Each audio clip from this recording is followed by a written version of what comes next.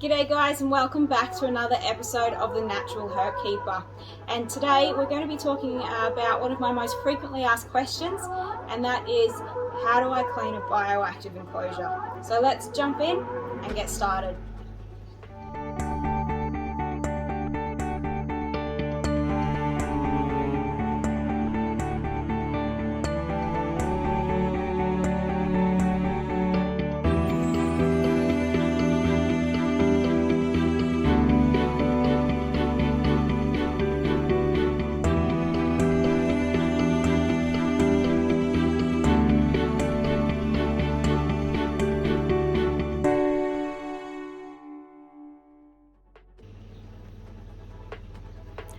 Alrighty, so we're going to be working on my cave enclosure, which houses two of my brown tree snakes. So we've got the female sitting up the top here in her little hide, and down the other side we've got the male sitting in there as well.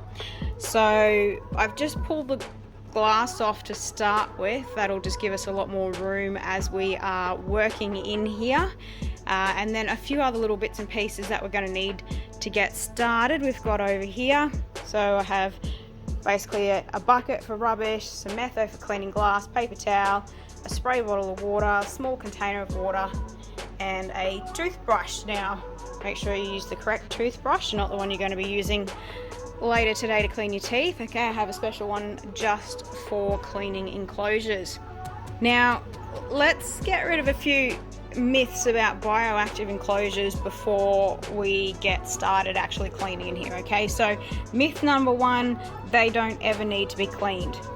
Completely false. Depending on the size of your animals, the number of animals you have housed within there, the type of substrate, the type of cleanup clue you have, all of these things will impact how often you need to clean your enclosure.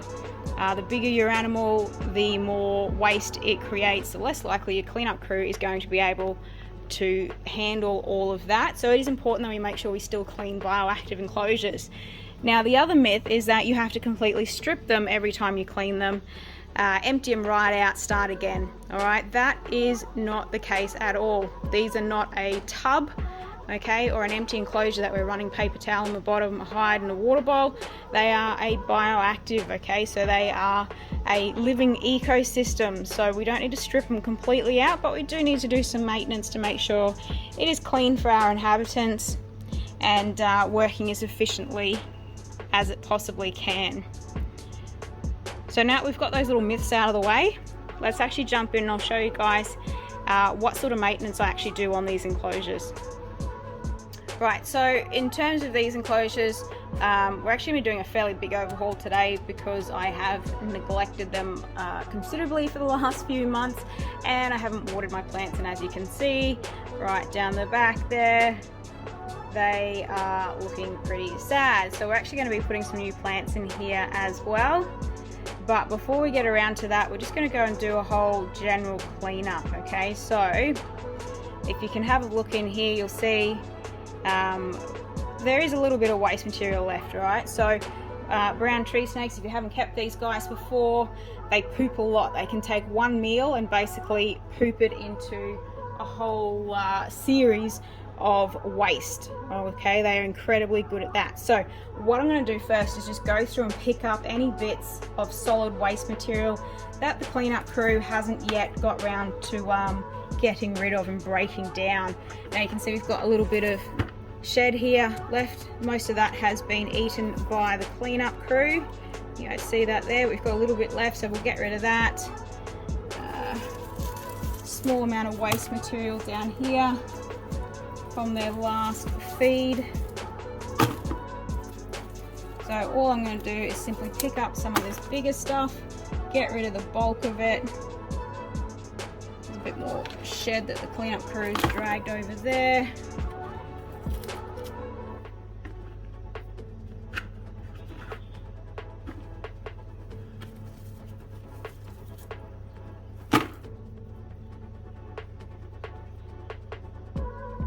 Okay, so as you can see, that's pretty much all the large bulk waste picked up and gone. So we still have a few little bits of urates left on the rocks in here.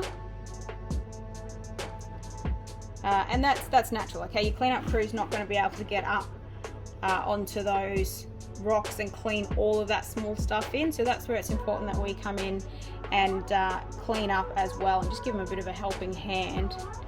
So to get rid of that little bits of urates and stuff that are still left on the actual rock work, that's where our toothbrush and our container of water comes in.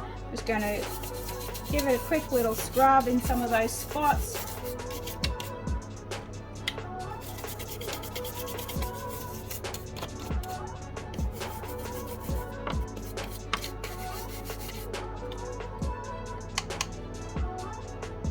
I've got a bit of shed up in here, just so we can scratch that off.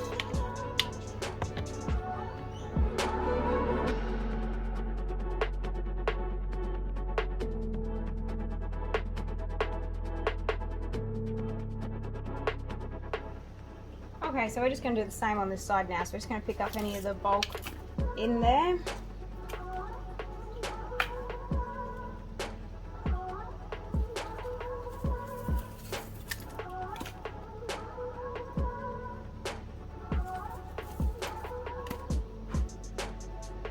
As you can see, there's really not a lot of waste material left in here. Okay, the cleanup crew does a really good job.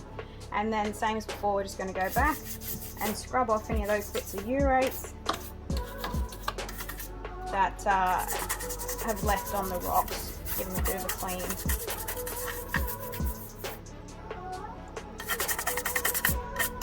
So as you can see, the grout holds up really well. Just giving that a fair scrub there. And absolutely no damage to those rocks at all. Alright, so yeah, a lot of people ask, how does the grout hold up to being cleaned? As you can see, no issues with that at all.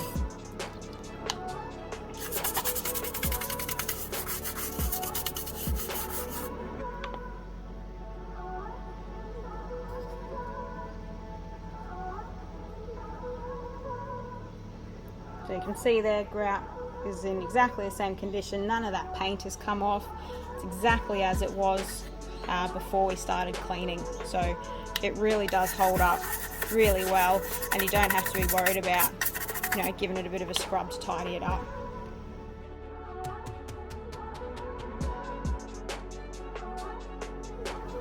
Okay, so once I've scrubbed everything with the toothbrush, then all I'm going to do is go back with some clean water and just give it all a really good spray off to make sure that I haven't missed anything.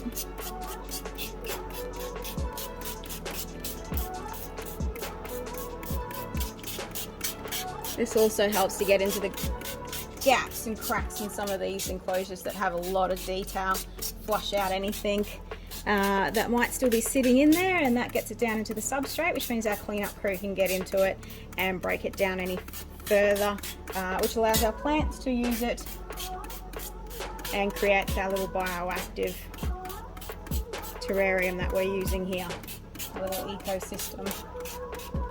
Okay, so that's everything pretty well tidied up to start with. All the rocks are nice and clean. We've given them a nice spray down. We've got rid of all that bulk waste material in here. But as I said earlier, I have neglected this enclosure and these plants are looking really sad. In fact, there's a few completely dead ones there in the back. So what I'm going to do while I've got it all pulled apart, I'm actually going to strip those out, and we've got some new ferns that we're going to pop in here to freshen it up a little bit. So there's also a few sort of little sunk holes where the dirt has settled. You know, we've got some here where the dirt has just settled over time. We've got some depressions, so we might get some fresh dirt as well and just top all this up. So what I might do to start with is actually just pull out the bulk of the leaf litter and the sort of the dead plants so that we can get back to the soil layer, and then we can jump in, put these new plants in, tidy it up and get it looking back to brand new again.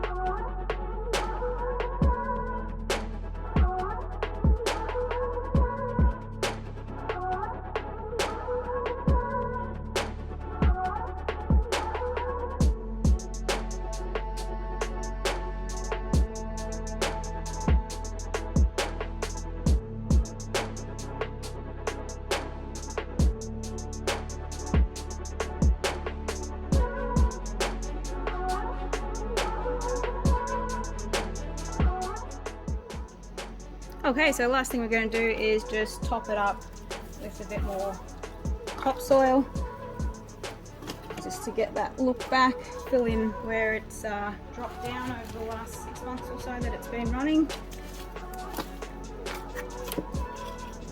This soil is just quite literally what I've just gone and dug out from my backyard, so it's nothing spectacular, it's nothing special. It is just straight topsoil, yard soil. So you might notice I'm going over the top of most of the leaf litter that we had in here before, and that's fine. That'll just aid that in breaking down and add more nutrients to the soil itself. And then we'll put some fresh leaf litter over the top for all the bugs to eat. Because even though your cleanup crew eats the waste that your pets produce, they do need to have their food supplemented as well, okay? So you can't just feed them on snake turds or lizard turds or whatever you've got in there. So it is important that you make sure that they have fresh leaf litter and old rotting bits of timber and things like that that they can eat as well. And I often supplement my guys with a piece of carrot, piece of zucchini or banana or whatever I have on hand at the moment, whatever I'm using to feed out the other animals. I always make sure that a little piece of that, maybe once a week, drops into these enclosures to help feed those bugs as well. Because if your bugs are healthy and you've got enough of them in here, it will definitely help your waste management. I mean, ultimately, less work for you having to clean it. So it is important to have nice, healthy bugs.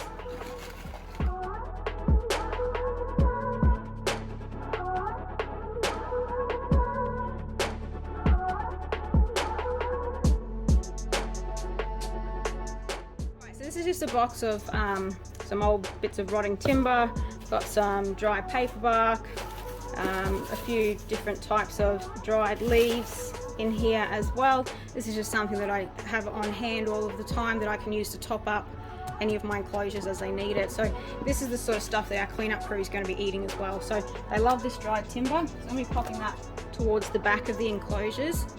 That'll provide an area for them to go and get a bit of hiding space where they can feel nice and secure in that area, because it's where the plants are, is the sort of the most damp area of the enclosure as well. I usually try and keep that area fairly damp. That way it provides a nice humidity gradient for the snakes, but it's also a good spot for our cleanup crew to reside in. And then the other stuff, I'm just going to break it up, scatter it around, just so it adds to that sort of cave-like effect that we were going for in this enclosure as well. So bits of stuff that's just broken down and floated into the cave. There's some sticks and twigs in here and stuff as well, so we'll chuck some of those in. It all just adds to it.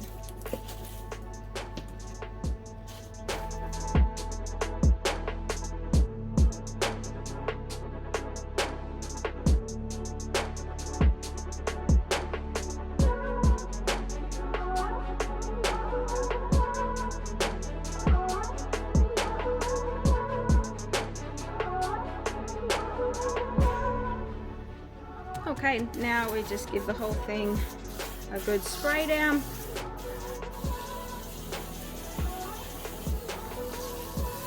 This will just help settle all that new soil we put in.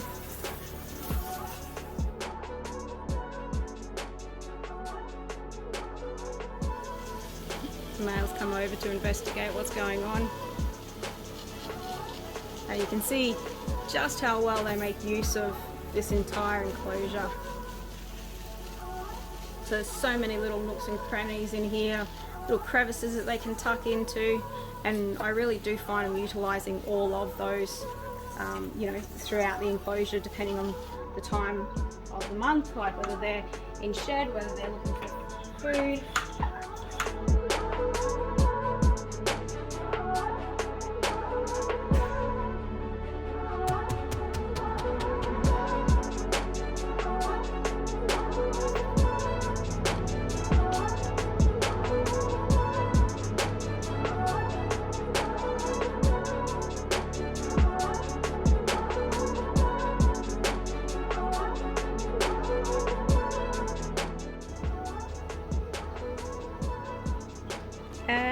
have it, guys. So that's it. Simple, didn't take us long to do that. We've got some fresh plants in here, some fresh food for our cleanup crew, a bit of fresh soil to fill up any gaps, and that's about as hard as cleaning a bioactive setup is.